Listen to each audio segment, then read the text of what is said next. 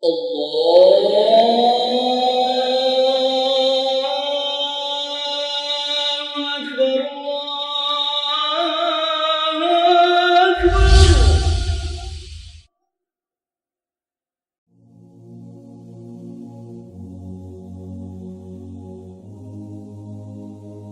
know, when we talk about reminders, we talk about grand things. When we talk about advice, I believe in talking about advice from a very practical, even minimalist point of view. Things that you can practically do, and that's why I don't like to share much personally, even though I read them for myself for inspiration. I don't like to share stories of the tabi'un and the sahaba, the companions of the Prophet radiallahu anhu ajma'in, who prayed the entire night, or recited the whole Quran in a week, or made dua and then it started raining. Those stories, I don't share them. You know why? Because you know what happens to most of you when you hear that?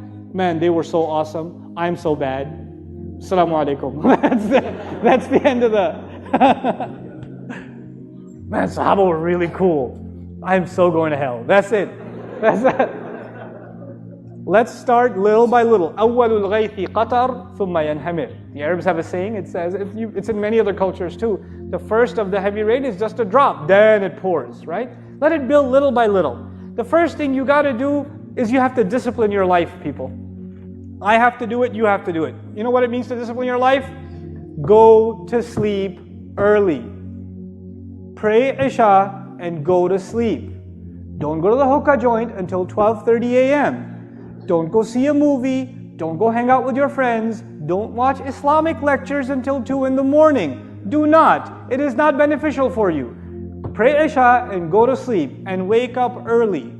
Wake up before Fajr. Give yourself 30 minutes, 15 minutes, 20 minutes. I know it seems impossible. It's only impossible because of Netflix at night. Okay? That's the only reason it's impossible. Give the nightlife up.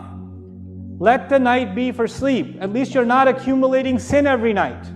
At least you're not burying your heart under more sin every night. At least you're sleeping. At least you're innocent for that much. At least that much. Then you wake up and you pray. At least start with a routine of praying Fajr on time. Start with Fajr on time. And the guys here, at least once a week, guys, make it to the masjid for Fajr. At least one. I don't ask you every day. Just one day a week. Give yourselves one day a week. And you don't catch the second rak'ah right before the salam. Right? And then after you finish making it up, you're like, oh, masjid today. That's right. You're like pointing at the right hand. You wrote that down? You got that? You got that? Fajr? You're like, yeah. Get to the masjid early. Let me tell you something about Fajr in the masjid. It has a spiritual impact that only people who go to it will experience. It can't be explained in a lecture.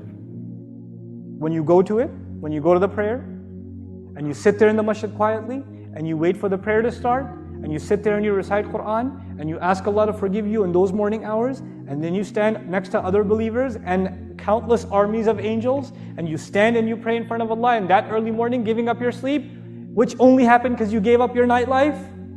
When you do that even once a week, the joy you will get out of it, you will, as you are walking out of the masjid, you will wish to yourself you did that every morning. I swear to it. I guarantee it. You're going to walk out of that masjid saying, man, I wish I could do this every morning. You really will. But start with once a week. Start with once a week.